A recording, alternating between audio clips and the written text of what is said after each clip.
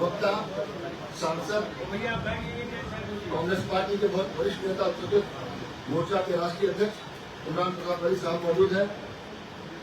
हमारी बाईं तरफ झारखंड प्रदेश कांग्रेस के कप्तान हमारे अध्यक्ष श्री केशव कमलेश जी मौजूद है। कुमार राजा रांची महानगर अध्यक्ष और इस छात्रों के गुंज कार्यक्रम का संयोजक, और हमारे तरफ मेरी दाएं तरफ तीन छात्र मौजूद है क्योंकि नीट पेपर के अभ्यर्थी थे और जो पेपर कैंसिल उसके अभ्यर्थी थे। आज दिन प्रेस वार्ता हम लोग यहाँ रखे हैं छात्रों की गूंज अभियान को लेकर, जो कि 40 दिन और देश के प्रमुख 28 शहरों में किया जाएगा।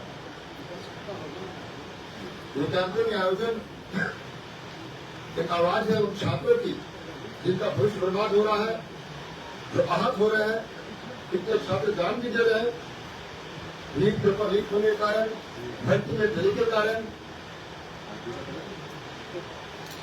और इन सारे मुद्दों से जो प्रभावित छात्र हैं उन सबकी एक आवाज हम लोग बनने का प्रयास कर रहे हैं। और एनडीए जिसको थोपा गया था छात्रों के ऊपर नीट परीक्षा को बेहतर और पारदर्शिता के साथ करने के लिए, जो क्या सबसे बड़ा कारण के रूप में कहा जा सकता है वो पेपर लीक का। हमारे बीच 3 छात्र हैं। सबसे पहले मैं निवेदन करूंगा इनमें से छात्र को अपनी आप ड्यूटी बताने का। छात्रों के बिहाफ में नाम से नहीं कर रहे क्योंकि छात्रों के नाम को बताने की बहुत जरूरत नहीं है, और मैं निवेदन करूंगा आपसे कि बहुत कम शब्दों में अपनी बातों को आप बताओ किस तरीके से अंदर पड़ा इसमें क्या चल। देखिए नीट जो है एक्चुअली मेडिसिन जो है कोई छोटी जड़ नहीं है, और इसका सबसे मेन जो इंटरेस्ट पार्ट होता है वो अपना नीट होता है। अब हम जब सालों से मेहनत करते हैं, पूरे स्ट्रगल्स देते हैं, मेडिटेशन कराते हैं, सैक्रिफाइसेस बहुत देते हैं, उसके बाद फिर पता चलता है एग्जाम देने के बाद कि भाई लीक हो गया, ये हो गया। अब बात ये नहीं रहती कि हम लोग वापस एग्जाम नहीं दे सकते हैं, देंगे 1 महीने बाद दिए वापस हो, बट वो डेडिकेशन, वो फ्लो एक रिदम बन रहा है, जो रिदम छूट गया, और फ्लो जो 15-15 घंटे बन रहा है, बस इतने बाद बच्चे हर घर से आते हैं, हर छोटे घर से हर बड़े घर से आते हैं, सब में उनका स्ट्रेस रहता है, सब इमोशन की शिकार रहते हैं। मैं जब हॉस्टल में था, मेरे बहुत सारे हॉस्टलमेट्स ऐसे थे जो बहुत छोटी फैमिली से आते थे, उनके पेरेंट्स 2-3 जॉब करते थे, वो इतने सैक्रिफाइसेस देते थे, उन्होंने अपनी जमीन बेच के कोचिंग की फीस भरी, और जो नीट जब सुने उनके दिमाग में यही चल रहा था कि अब हम वापस कैसे करेंगे। एक एक्सपेक्टेशन रहती है पेरेंट्स के लेकर के कि मेरा पेपर में इतना कुछ दिया, हमारा भी हो रहता है कि हम पेरेंट्स का टाइम मनी वेस्ट ना कर दे।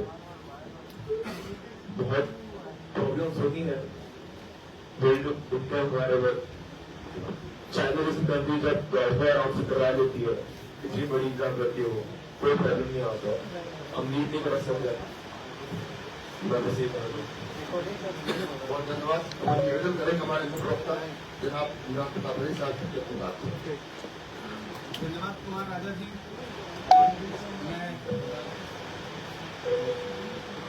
कौन है?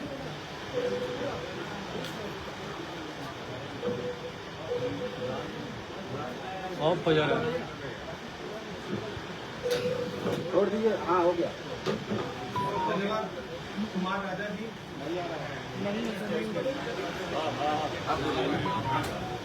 धन्यवाद कुमार राजा जी, हमारे डीसीसी प्रेसिडेंट, हमारे प्रदेश अध्यक्ष झारखंड केशव कमलेश जी, और हमारे साथ यहाँ मौजूद नीट के जो परीक्षार्थी हैं जो तैयारी कर रहे हैं, वैसे जो हमारे 3 छात्र मौजूद हैं, और झारखंड की मीडिया के तमाम साथियों का मैं बहुत बहुत स्वागत करता हूं।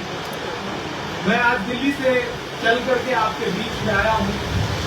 राहुल गांधी जी ने इन दिनों पूरे देश में जो शिक्षा का भविष्य चौपट हो रहा है उसके खिलाफ एक आंदोलन की शुरुआत की है कोटा से। आप सबने देखा कोटा में उन्होंने एक दिन हजारों छात्रों के सामने संवाद किया, प्रेजेंटेशन दिया, और देश को बताया कि किस तरह शिक्षा के भविष्य को चौपट कर रही है मौजूदा सरकार, केंद्र की सरकार। मैं यहाँ उन दर्जनों छात्रों को श्रद्धांजलि भी अर्पित करता हूं जो पिछले पेपर लीक की वजह से पिछले कुछ हफ्तों में या तो आत्महत्या कर गए या बहुत तनाव के बीच में इस दुनिया से कूच कर गए। मैं उनको श्रद्धांजलि अर्पित करता हूं। मैं रांची में बैठा हूं। रांची वो शहर है जो सार्थक सिद्धांत का शहर है। यहीं के एक छात्र ने पूरे देश में सीबीएसई का जो सीएसएम प्रणाली है उसके खिलाफ जो प्रेजेंटेशन दिया, उसने पूरे देश को न सिर्फ चौंकाया बल्कि पार्लियामेंट की स्टैंडिंग कमेटी ने बुला करके सार्थक से वो प्रेजेंटेशन भी देखा और सार्थक ने ये साबित किया कि सरकार छात्रों की आवाज को दबाने का कितना भी प्रयास करे, लेकिन सुदूर अंचल से, दिल्ली से दूर किसी सार्थक की एक सार्थक आवाज उठेगी और सारे सिद्धांतों से अलग खड़ी होकर के ये बताएगी कि सरकार किस तरह से शिक्षा के भविष्य को चौपट कर रही है और शिक्षा की पूरी प्रणाली को बर्बाद करने पे लगी हुई है। पेपर लीक एक बहुत बड़ा मुद्दा है देश के युवाओं के लिए, छात्रों के लिए। 23 लाख छात्र नीट की परीक्षा की तैयारी करने वाले जिस तरह से पेपर लीक से परेशान हुए, वो महज एक घटना नहीं है। वो ये दर्शाती है कि सरकार का कोई ध्यान ही नहीं है, कोई जवाबदेही नहीं है। शिक्षा के बर्बाद होते और पेपर लीक होते, इस पूरे जो पूरा मंजर है, जो पूरा प्रकरण है, इससे सरकार को कोई फर्क ही नहीं पड़ रहा है। देश के शिक्षा मंत्री के कान पर झूठक नहीं रह रही है। प्रधानमंत्री जी ने पिछले 8 वर्षों में 9 बार परीक्षा पर चर्चा जैसा कार्यक्रम किया, छात्रों से संवाद किया और इवेंट बना करके परीक्षा पे चर्चा करते हैं वो।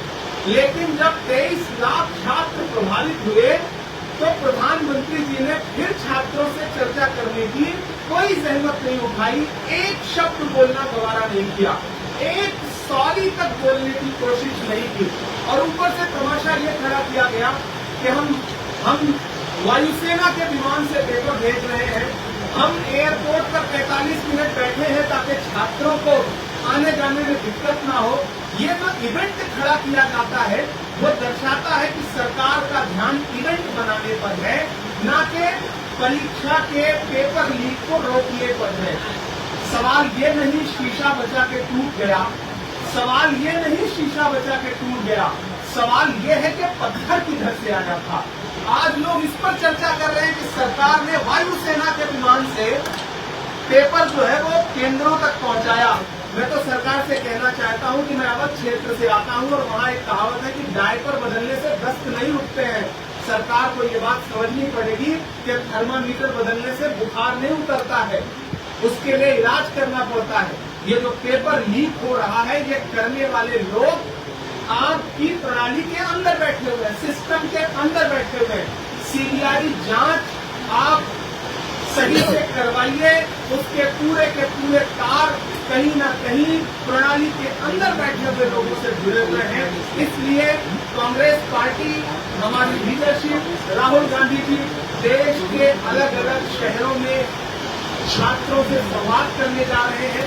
कोटा में वो ऑलरेडी छात्रों से संवाद कर चुके हैं। उसके बाद उनका कार्यक्रम पटना का है, इलाहाबाद का है, बेंगलुरु का है, दिल्ली का है और फिर फाइनली 9 अगस्त को 9 अगस्त एक क्रांति का दिन है। 9 अगस्त को हम पूरे देश के छात्रों से, युवाओं से और पेपर भर्ती लीक, पेपर लीक, भर्ती परीक्षाओं के पेपर लीक और सारी प्रणाली की खामियों के खिलाफ छात्रों से आह्वान भी कर रहे हैं कि दिल्ली आइए, दिल्ली चलिए और दिल्ली में इकट्ठे होकर के सरकार को बताइए कि आपकी जो शिक्षा प्रणाली है वो सिर्फ चंद लोगों को फायदा पहुंचाने की प्रणाली है, उसमें देश के छात्रों का भविष्य सुरक्षित नहीं है। चाहे वो नीट की परीक्षा हो, चाहे सीबीएसई का सीएसएम प्रणाली हो, सबकी खामियां देश के सामने हैं। अफसोस है कि हमारे शिक्षा मंत्री न एक शब्द बोलने को तैयार है, न इस्तीफा देने को तैयार है, न प्रधानमंत्री जी उनका इस्तीफा लेना चाहते हैं। हमारी बड़ी क्लियर कट मांग है, हमने पोस्टर भी जारी किया है। कांग्रेस पार्टी ने आज 28 शहरों में कांग्रेस पार्टी के प्रवक्ता, कांग्रेस पार्टी के नेता अलग अलग जगहों पर जा करके छात्रों से, मीडिया से संवाद कर रहे हैं और हम उसमें प्रमुख जो 3 मांगे हैं वो देश के सामने रख रहे हैं। वो है, सबसे पहली और सबसे बड़ी मांग है कि पेपर लीक मुक्त परीक्षा करवाइए और जवाबदेह व्यवस्था बनाइए। ऐसे काम नहीं चलेगा कि जब आपके ऊपर आरोप लगे कि पेपर लीक हुआ और 23 लाख बच्चे एक अलग तरह की मानसिक पीड़ा से गुजरे हैं और उसमें कई बच्चों ने, दर्जनों बच्चों ने आत्महत्याएं की है। उन आत्महत्याओं का जिम्मेदार कौन है? पेपर लीक करने वाले लोग सिर्फ छोटी मछलियों को मत पकड़िए, उन मगरमच्छों को भी पकड़िए जो आपकी सरकार के अंदर बैठे हुए हैं, ताकि उन बच्चों की आत्मा के साथ इंसाफ हो सके जिन्होंने आपकी भ्रष्ट व्यवस्था से निराश होकर के आत्महत्या कर लिया। तो पहली मांग है हमारी कि पेपर लीक मुक्त परीक्षा कैसे हो सकती है, इसको सुनिश्चित करिए और जवाबदेह व्यवस्था बनाइए। दूसरा जो सबसे बड़ी डिमांड इस समय पूरे देश के छात्रों की तरफ से आपको सुनाई पड़ेगी, वो ये है कि हमारे जो भ्रष्ट शिक्षा मंत्री महोदय हैं धर्मेंद्र प्रधान जी, वो अविलंब इस्तीफा दे, बिना एन केन प्रकारेण किंतु परंतु सीधे उनका इस्तीफा देश को चाहिए, देश के छात्रों को चाहिए, उससे कम पे कुछ भी स्वीकार नहीं है। और उनके पेपर लीक माफिया से क्या गठजोड़ है, इसकी सीबीआई ही नहीं बल्कि एक न्यायिक कमेटी गठित हो और वो सही से जांच करे कि उनका गठजोड़ क्या है। और तीसरी तो सबसे बड़ी मांग है जिसका हर युवा इस देश में जिसकी वजह से परेशान है, वो ये है कि हर परीक्षा और भर्ती का वार्षिक कैलेंडर जारी होना चाहिए। अगर आप नहीं जारी करेंगे, आप बताइए कि अगर कोई एग्जाम आप कंडक्ट करने की बात कर रहे हैं तो उसकी तयशुदा सीमा क्या है। जब तक आप ये घोषित नहीं करेंगे, जब तक उसका एक कैलेंडर नहीं जारी करेंगे, तब तक इसी तरह टालमटोल करते रहेंगे। और जब भी सरकार पर आरोप लगेगा तो चंद छोटी मछलियां कहीं कहीं पकड़ ली जाएंगी और पूरी तरह से शिक्षा मंत्रालय को, शिक्षा मंत्री को बचा लिया जाएगा। प्रधानमंत्री जी तो जबान ही नहीं खोलेंगे। भारतीय जनता पार्टी के एक बड़े नेता ने कहा था कि हमारी सरकार में इस्तीफे नहीं होते हैं, लेकिन मैं सरकार से पूछना चाहता हूं कि तुझको कितनों का लहू चाहिए अर्ज़े वतन, कितनी आंखों से कलेजा तेरा ठंडा होगा। दर्जनों छात्र मर चुके हैं, आत्महत्याएं करनी है, उनका परिवार रो रहा है। हमारे नेता प्रतिपक्ष राहुल गांधी जी से कई इस तरह के पीड़ित परिवार मिले भी हैं, उन्होंने अपना दर्द साझा किया है। आखिर और कितने छात्रों की जान लेने के बाद हमारे शिक्षा मंत्री जी इस्तीफा देंगे, और कितने पेपर लीक होने के बाद हमारे शिक्षा मंत्री जी इस्तीफा देंगे। लगभग अब तक 90 पेपर लीक के मामले कमोबेश देश के सामने आए हैं। 89 से 90 पेपर लीक के मामले देश के सामने आए हैं। और एनटीए जो जबरन इस देश के छात्रों पर थोपा गया है, दरअसल वो सबसे भ्रष्ट और सबसे विफल संस्था साबित हुई है। ऐसे में मेरी आज इस प्रेस कॉन्फ्रेंस में मीडिया के साथियों के थ्रू ये डिमांड करता हूं कि धर्मेंद्र प्रधान जी तुरंत इस्तीफा दें और पेपर लीक मुक्त परीक्षा जो है सुनिश्चित होनी चाहिए और जवाबदेह व्यवस्था बने। हर परीक्षा और भर्ती का कैलेंडर जारी हो। ये कांग्रेस पार्टी के साथ साथ इस देश के हर युवा, हर छात्र की डिमांड भी है। हम यही तथ्य लेकर के आपके सामने आए हैं। और अब मैं चाहूंगा कि अगर मीडिया के साथियों के कुछ सवाल आमंत्रित हैं, अगर आपके सवाल हो तो मुझे अच्छा लगेगा।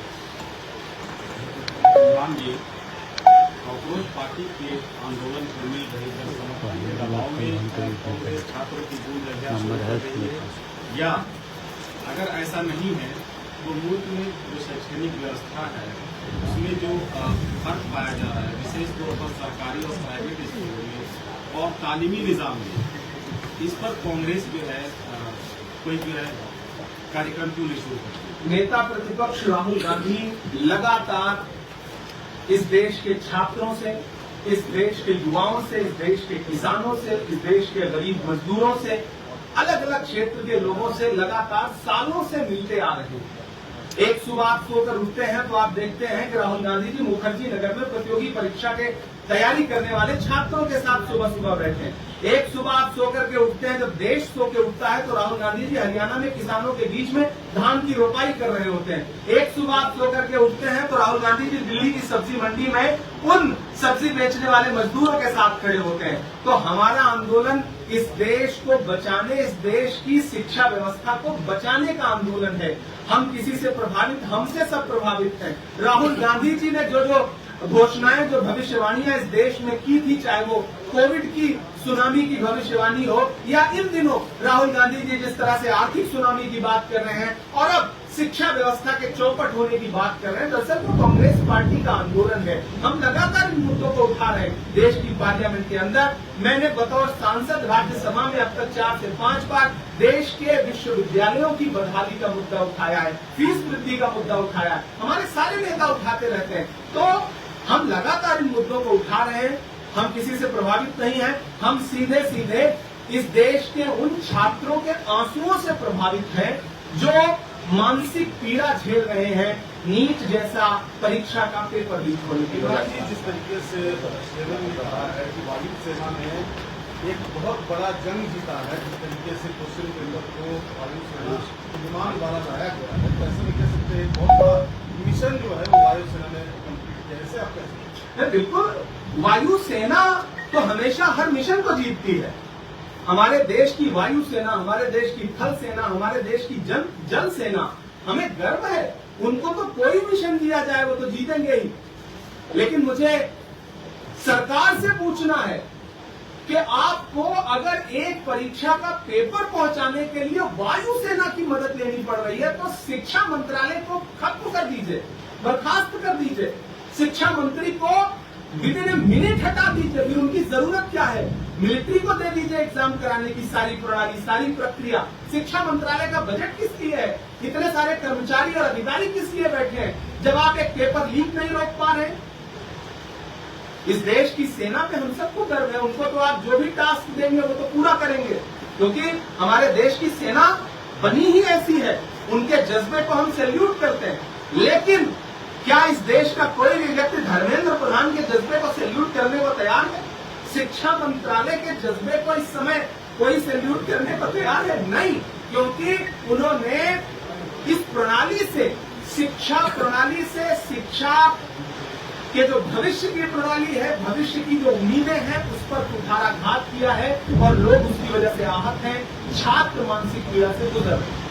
धर्मेंद्र प्रधान के इस्तीफे की मांग पॉलिटिकल हो सकता है, कब होगा नहीं होगा, लेकिन क्या एनटीए को बंद कर कोई नई एजेंसी की मांग आप कर रहे हैं? क्योंकि एनटीए देखिए, धर्मेंद्र प्रधान जी की मांग, इस्तीफे की मांग राजनीतिक कैसे हो गई? आखिर गुनहगारों को क्यों बचाया जा रहा है? पेपर लीक माफिया से धर्मेंद्र प्रधान जी का क्या गठजोड़ है, इसकी जांच क्यों नहीं हो रही है? इस पर राजनीति क्या है? हम नीट के 23 लाख बच्चों के पीड़ा को आवाज दे रहे हैं, इस पर राजनीति कहाँ है? और अगर ये राजनीति है तो ऐसी स्वस्थ राजनीति हम 100 बार करेंगे, क्यों नहीं करेंगे? आप परीक्षा पे चर्चा करें इवेंट बना करके, वो राजनीति नहीं है, वो शैक्षणिक कार्यक्रम है। और नेता प्रतिपक्ष अगर देश के छात्रों से मिले तो वो राजनीति है। अगर इस देश के छात्रों का दर्द, इस देश के छात्रों के परिवारों का, उनके अभिभावकों का दर्द, कि जब हम सोते हैं तो हमें डर लगा रहता है। आप कोटा में एक माँ जो है, एक छात्रा की माँ नेता प्रतिपक्ष से संवाद करते हुए कहती है कि जब मैं सोती हूँ तो मुझे डर लगा रहता है कि मेरी बच्ची आत्महत्या न कर ले, इस दबाव में आकर के। इस पीड़ा को अगर नेता प्रतिपक्ष स्वर दे रहे हैं, आवाज दे रहे हैं, तो अगर सरकार ये कह रही है कि राजनीति है, तो मुझे लगता है कि सरकार सिर्फ और सिर्फ पेपर लीक माफियाओं को, धर्मेंद्र प्रधान को, शिक्षा मंत्रालय की कमजोरियों को, उसकी नाकामियों को बचाना चाहती है, जो हम लोग होने नहीं देंगे। हम लगातार उसके खिलाफ प्रोटेस्ट करेंगे। 9 अगस्त को दिल्ली में पूरे देश से हम आह्वान कर रहे हैं, दिल्ली चलो का। आपके बाद अक्सर राजनीतिक वोटर खारिज किए जाते हैं, और अगर इस बार भी ऐसा हो तो आगे आप लोग की क्या रहेगी? बिल्कुल खारिज नहीं होने चाहिए। मैं देश के मीडिया का भी आह्वान करूंगा कि आपके बच्चे भी नीट का एग्जाम देने वालों में से होंगे, आपके बच्चे भी प्रतियोगी परीक्षाओं की तैयारी करने वालों में से होंगे। आप भी अपना दायित्व निभाइए और सवाल पूछिए, सिस्टम को कटघरे में खड़ा करिए, शिक्षा मंत्रालय को कटघरे में खड़ा करिए, शिक्षा मंत्री से सवाल पूछिए। आपने नीट का एग्जाम दोबारा करा दिया, इस पर अपनी पीठ थपथपाइए मत। सवाल ये नहीं शीशा बचाने को गया, सवाल ये है कि पत्थर किधर से आया था। उन पत्थर मारने वालों की पहचान कौन करेगा। देश के प्रधानमंत्री जी से अनुरोध है कि आप जल्द से जल्द धर्मेंद्र प्रधान का इस्तीफा लीजिए, जांच करवाइए। एनटीए पूरी तरह से विफल साबित हुआ है, आप इसकी भी जांच करवाइए और जिम्मेदारों की जवाबदेही तय करिए और उन पर कार्रवाई सुनिश्चित करिए। ये राजनीति नहीं है। अगर आपको लगता है कि राजनीति है तो ऐसे बच्चों के लिए, छात्रों के लिए राजनीति हर राजनीतिक दल को करनी चाहिए, कम से कम हम करेंगे। इमरान जी कर सकते कहाँ कौन से बड़े अधिकारी की गिरफ्तारी हुई है? आप सवाल का सरलीकरण क्यों कर रहे हैं? धर्मेंद्र प्रधान जी सीधे सीधे जवाब दें। आप छोटे छोटे मछलियों को गिरफ्तार करके आप ये कहेंगे कि हम जो है वो मगरमच्छ को छोड़ दे रहे हैं, इससे काम नहीं चलेगा। आप शिक्षा मंत्री की जवाबदेही तय कराइए। 89 कमोबेश 89 पेपर लीक पिछले 10 वर्षों में हो चुके हैं। ये छोटा आंकड़ा है, ये आप सेंचुरी लगाने के बाद क्या करेंगे? जी एक और सवाल है इमरान जी, आपका एक सवाल हो चुका है। एक और सवाल, आप कांग्रेस एक सवाल हो चुका है। एक और सवाल, क्या कांग्रेस देश में शिक्षा को पूरे तौर पर फ्री करने के हक में है? देखिए, कांग्रेस पार्टी ने हमेशा ये कहा है शिक्षा सबके लिए होनी चाहिए। आर्थिक तौर पर कमजोर लोगों के लिए शिक्षा और सरल होनी चाहिए, आसान होनी चाहिए। आप राहुल गांधी जी को इस देश का प्रधानमंत्री बनने दीजिए, आप ये पाएंगे कि देश का एक भी बच्चा पढ़ने से महरूम नहीं रह जाएगा। और शिक्षा के बारे में बात वही कर सकता है जो इस देश के युवाओं के भविष्य को बचाना चाहता है। ये सरकार तो नफरत फैला करके वोट ले लेती है, इसलिए उसको शिक्षा पे काम करने की आवश्यकता ही नहीं है। उसको लगता है कि आप उसकी जवाबदेही ही नहीं तय करोगे।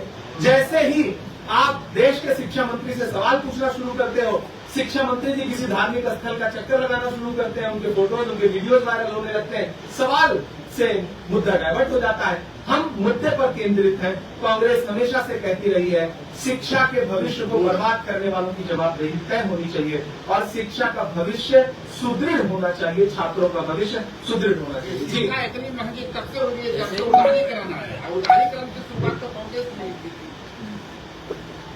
आप बिल्कुल एकदम पूर्वाग्रह से ग्रसित सवाल पूछ रहे हैं। इस देश में विश्वविद्यालयों को अनुदान देना, विश्वविद्यालयों को मजबूत करना, निचले स्तर पे मध्यम वर्गीय परिवारों के पास पैसा पहुंचाना ताकि वो अपने बच्चों को बड़ा बनाने का, अच्छी शिक्षा देने का सपना देख सके, ये सारा काम डॉक्टर मनमोहन सिंह साहब ने किया।